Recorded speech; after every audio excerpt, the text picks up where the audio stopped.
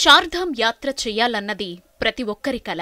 దేవభూమిగా పేరు పొందిన ఉత్తరాఖండ్లో నెలవైన కేదార్నాథ్, బద్రీనాథ్, యమునోత్రి, గంగోత్రి క్షేత్రాల్ని దర్శించడమనేది పూర్వజన్మ సుకృతమనే చెప్పాలి.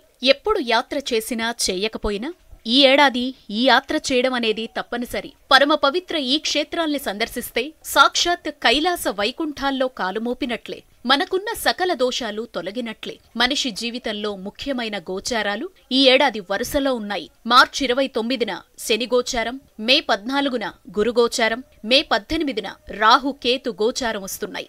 ఈ గోచార రీత్యా వచ్చే అనేక దోషాల నివృత్తికి ఈ క్షేత్రాల సందర్శన ముఖ్యం. వీటికి తోడు ఈ ఏడాది మే 15వ తేదీన బృహస్పతి మిథున రాశిలోకి ప్రవేశించడం వల్ల సరస్వతీ నది పుష్కరాలొస్తున్నాయి. బద్రీనాథ్ సమీపంలో ఉన్న మానా గ్రామం వద్ద సరస్వతీ నది సజీవంగా ప్రవహిస్తూ ఉంటుంది. హరిహరుల్ని దర్శించుకొని గుప్తకామిని సరస్వతీ నదిలో స్నానమాచరించడం వల్ల సకల దోషాలు తొలగి ముక్తి లభిస్తుంది. Tour times, Bharat Gaurav south star rail, Uttarakhand టూరిజంతో సంయుక్తంగా తెలుగు రాష్ట్రాల నుంచి చార్ధామ్ యాత్ర నిర్వహిస్తున్నాయి. భక్తులకు ఎటువంటి ఇబ్బంది కలగకుండా అందరికీ అందుబాటు ధరల్లో హరిద్వార్, రిషికేశ్ తో కలిపి ఈ యాత్ర నిర్వహిస్తూ ఉన్నారు. మే 8న ప్రారంభమయ్యే ఈ చార్ధామ్ యాత్ర 22వ తేదీ వరకు కొనసాగుతుంది. ఉత్తరాఖండ్ ప్రభుత్వం టూరిజం శాఖ ఆధ్వర్యంలో ఈ రైలులో ప్రయాణించే భక్తులందరికీ ఎటువంటి ఇబ్బందులు తలెత్తకుండా ఈ యాత్రను విజయవంతం చేయనుంది. ఇంకెందుకు ఆలస్యం, సరస్వతీ పుష్కరాలతో కూడిన ఈ యాత్రలో మీరు పాల్గొనండి,